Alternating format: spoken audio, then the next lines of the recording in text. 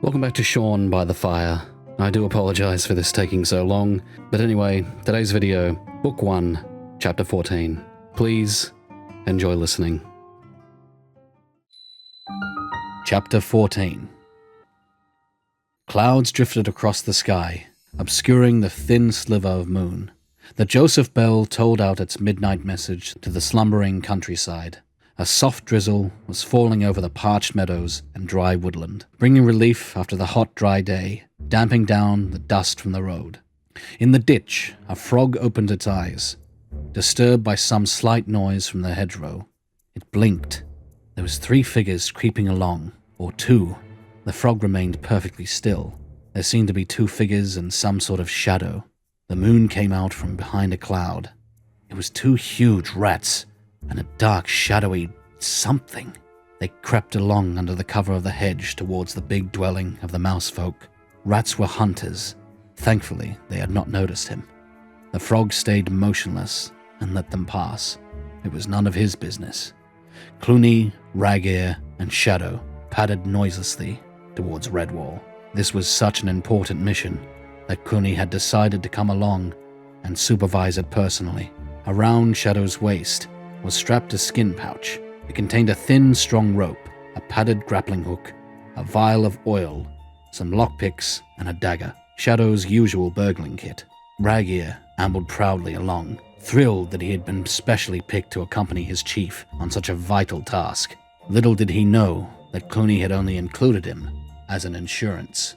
If they should get into a tight corner, Rag-Ear would serve as an expendable fool. That way, Clooney could make good his own escape. The trio halted beneath the lofty abbey walls. Clooney silenced them with a wave of his tail, then vanished into the night. Rag-Ear felt distinctly nervous at being left alone with Shadow. He attempted a whispered conversation. Nice drops of rain, eh, Shadow? Good for the grass. Blimey, these walls are pretty high.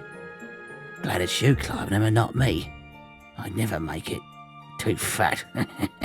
Rag-Ear's voice trailed off. He fumbled with his whiskers, wilting beneath the basilisk stare of Shadow's dead black eyes. He shuddered and fell silent. Within 10 minutes, Clooney was back. He nodded up at the parapet. I've been up and down the length of the wall for a fair distance. The sentry mice are all asleep, the fools.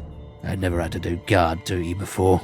As soon as night falls, so their eyelids. That's what soft living does for you. Rag-Ear's head bobbed in agreement. You're right, Chief. If they were in our army and old Redtooth caught them snoozing, he'd... Shut your trap, stupid, Clooney hissed. Are you ready, Shadow? Now, don't forget your instructions. Shadow bared his yellowed fangs and started climbing. Slowly, he made his way upwards, like a long black reptile, his claws seeking hidden niches and crevices in the sandstone. Ever upwards, sometimes stopping spread-eagled against the surface as he figured out his next movement. Taking full advantage of every crack and joint in the wall. No other animal in Clooney's army could have attempted such an ascent, but Shadow was a climbing expert. He concentrated his whole being on the job in hand, sometimes clinging to the stones by no more than a single claw. Below on the ground, Clooney and Rag-Ear strained their eyes upwards. They could hardly make out his shape. He was not far from the top of the wall. Shadow shifted position and levered with his back legs and tail. Now he wedged his claws into a fissure and stretched upwards, gaining inch by inch. On the top of the wall, Brother Edmund was snoring gently. He was nestled in a pile of rubble, wrapped in a warm blanket, with his hood up against the light rain. Edmund was oblivious to the long, sharp claws that latched themselves over the parapet edge. A moment later, the sleek black head appeared. 2 dense obsidian eyes stared at the sleeping mouse. Shadow had succeeded in climbing the abbey wall. Like a sinuous black lizard, he slithered past slumbering creatures and around rubble heaps, never once making a sound. Friar Hugo mumbled gently in his sleep and moved his head so that his cowl slid off. Drizzle fell upon the fat friar's face, threatening to wake him. Gently as a night breeze, Shadow replaced the hood. Pausing for an instant, Shadow looked about before descending the stone steps from the ramparts to the cloisters. Using shrubs and bushes as cover, he moved furtively forwards, never taking any needless chances or making sudden movements. Sometimes he stopped and waited, letting the minutes tick away as he planned his next progression, gliding like a cloud shadow cast upon the ground by the moon. The door to Great Hall was not locked. Shadow judged that the latch was probably old and creaky. He took out a vial of oil and lubricated the latch and hinges. Carefully, he inched the door ajar. Apart from a tiny squeak, it swung effortlessly open. Sliding inside, he released the door by mistake. A swift night breeze slammed it shut with a dull thud. Shadow cursed inwardly and flung himself behind a nearby pillar. He lay inert, not daring to breathe. 1, 2, 3 minutes. Good. Nobody had been disturbed by the noise. He ventured out to inspect the tapestry that hung upon the wall.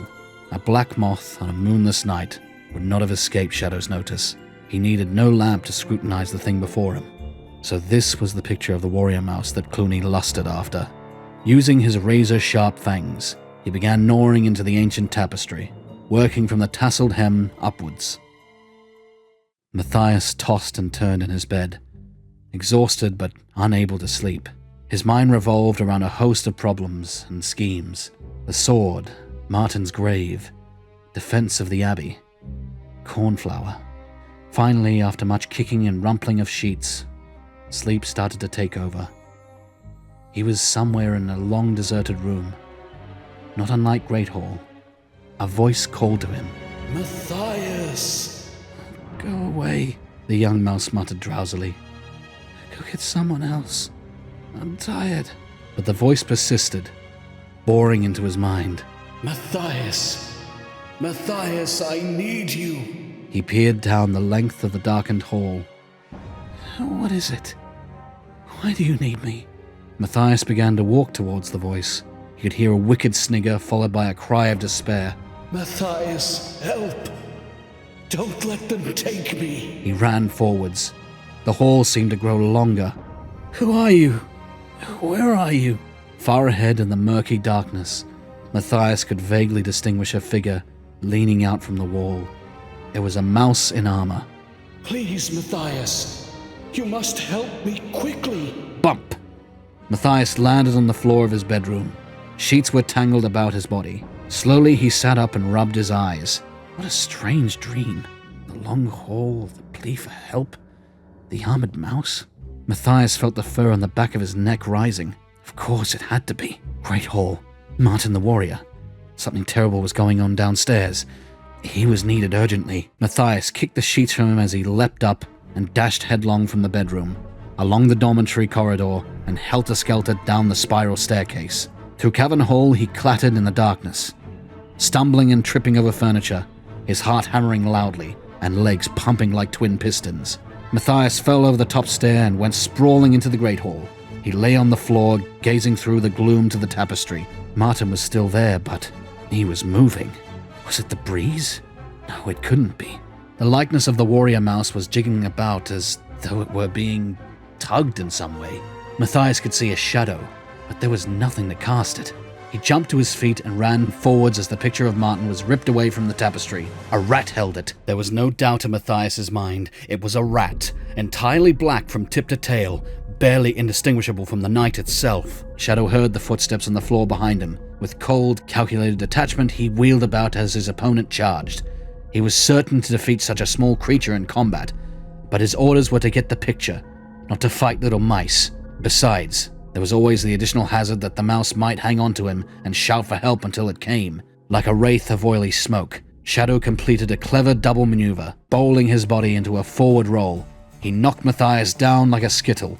Bounding up, he slipped around the door, slammed it, and fled off through the cloisters. Matthias sprang up, roaring at the top of his voice, "Stop that rat! Stop that rat!" Immediately, the mice on sentry duty were alerted. As Shadow ran, he saw Constance dash across the grounds at an angle which cut him off from the stairs up to the ramparts. Switching direction, he made for the next set of stairs, silently cursing the badger. Now he would have to use his climbing rope to descend quickly to the road. Matthias emerged from the abbey. He saw Shadow change direction. Thinking fast, he ran diagonally, catching up with the thief at the foot of the stairs. Throwing himself in a flying tackle, Matthias grabbed Shadow by the legs, sending him crashing to the lower steps. Still clinging to the tapestry, Shadow wriggled like an eel, turning over on its back. He kicked savagely at the young mouse's head with a free foot. Matthias tried valiantly to hang on, but his larger and heavier opponent kicked him viciously in the face again and again. The big bony foot with its sharp claws pounding and gouging away soon took its toll. Matthias went limp and blacked out. Constance had mounted the far steps. Gaining the ramparts, she ran along, dodging the heaps of rubble. She saw Matthias go down under the onslaught of kicks and ran even faster, impeded by mice all around who scattered in panic, thinking they were under mass invasion. The only one besides Constance who had the sense to see what was happening was Cornflower's father. Being nearer the top of the stairs than the badger, he ran straight into the intruder. Shadow was struggling to get out his climbing rope. "Surrender, rat! I've got you!" cried Mr. Fieldmouse as he grabbed hold of the thief, but rummaging in his pouch to free the rope, Shadow's claw had closed on the handle of his dagger. He drew it out swiftly and drove it twice in the Fieldmouse's unprotected body. Constance arrived just as the victim fell wounded. Shadow turned on her with the dagger upraised. Constance swung her paw round in a mighty arc, and it caught Shadow square on the chin. The force of the blow lifted the thief clean off his feet, and before Constance could grab a hold of him, he overbalanced and hurtled over the edge of the parapet with a horrible scream. Downwards he plunged, his body thudding off the unyielding masonry. He landed in the wet roadway with a sickening crunch. Clooney came dashing towards the stricken Shadow, with Rag-Ear scuttling in his wake. Despite his appalling injuries, Shadow managed to lever himself up on one paw. "Clooney, I'm hurt. Help me," he gasped. The piece of tapestry lay upon the road. Clooney snatched it up eagerly. Behind him, he could hear the gatehouse bolts being withdrawn amid the shouts of angry mice. Ruthlessly, he kicked at Shadow's broken body. "Get up and run for it, or stay there, fool! I don't carry cripples or bunglers!" Leaving the injured Shadow to the mice, Clooney sped off across the road. He covered the width of the ditch with a mighty leap and ran off across the meadows. In open country, he could outdistance any mice that dared follow him. Waving the tapestry, Clooney laughed in exhilaration as he put on an extra burst of speed. Rag-Ear had panicked completely. He could not jump the ditch, so he scuttled off down the road in the opposite direction from the way he had come. A group of mice led by Brother Alf tried fording the ditch and climbing up into the meadow. Unfortunately, the rain had made the going hard and slippery. Clooney was long gone, and the tapestry with him. Turning back to Redwall, the pursuers came upon Matthias. He was leaning on Friar Hugo's arm in a dazed condition. Painfully, he staggered up the road to where Shadow lay. Wincing, he cast about, searching the muddy roadway for a fragment of tapestry. "It's got to be here somewhere," cried Matthias. He fell upon the injured Shadow, searching his waist pouch, his flat black eyes clouding over. Shadow watched Matthias. Laconically he spoke. His voice was strangely calm. "Too late, Mouse. Martin is with Clooney now."